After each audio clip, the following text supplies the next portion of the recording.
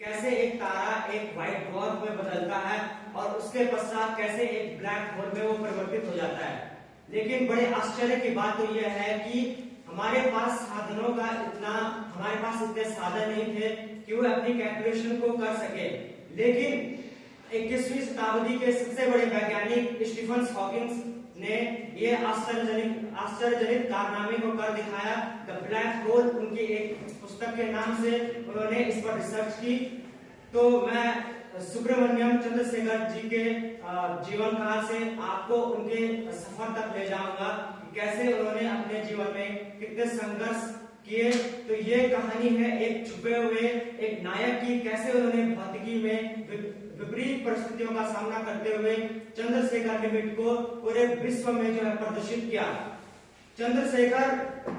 सुब्रमण्यम चंद्रशेखर जी का जन्म लाहौर पंजाब में हुआ, जो कि अब पाकिस्तान में स्थित है।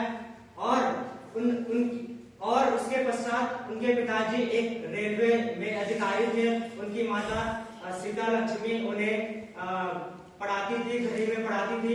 मद्रास से वे 12 साल की उम्र तक वे मद्रास में पढ़े। उनके माता पिता ने उन्हें घर में पढ़ाया और उनके पिता उन्हें गणित और भौतिकी पढ़ाया करते थे, जबकि उनकी माता उन्हें तमिल सिखाया करती थी। सुब्रमण्यम ने अपना पूरा 12 वर्ष की उम्र तक अपनी सारी स्कूली शिक्षा जो अपनी घरे से की। उसके पश्चात उन्होंने हिंदू हाई स्कूल से अपनी एजुकेशन को पूरा किया और प्रेसिडेंसी ऑफ कॉलेज से उन्होंने 1922 से 1925 तक उन्होंने अपनी पूरी पढ़ाई पूरी शिक्षा दीक्षा वहीं से कंप्लीट की। उसके बाद वे वहां से कैम्ब्रिज उसके बाद वो मद्रास से इंग्लैंड चले जाते हैं और अपनी बीएससी ऑनर्स फिजिक्स ऑनर्स से अपनी ग्रेजुएशन को कंप्लीट करते हैं, जिसके तहत गवर्नमेंट ऑफ इंडिया उन्हें एक स्कॉलरशिप जारी करती है, जिससे कि वह कैम्ब्रिज यूनिवर्सिटी में अपनी पीएचडी की डिग्री को पूरा कर सकते थे। और 1933 में उन्होंने प्रोफेसर राज के अंडर में उन्होंने अपनी ग्रेजुएशन की पीएचडी की डिग्री को कंप्लीट किया। और जब वे अपनी पीएचडी की डिग्री को लिख रहे थे, तो उससे पहले उन्होंने एक मशहूर वैज्ञानिक विलियम फॉलर के साथ उन्होंने उनकी थ्योरी पर पढ़ा कि कैसे एक इलेक्ट्रॉन्स कैसे फर्मियंस अपनी एक जगह पर निश्चित नहीं रह सकते हैं। तो उन्होंने इस बारे में सोचा। जब वे इस थ्योरी के बारे में सोच रहे थे, तो लगभग उन्होंने 3 महीने तक समुद्री जहाज का सफर तय किया और उस समुद्री जहाज में उन्होंने वो कैलकुलेशन की चंद्रशेखर लिमिट के ऊपर।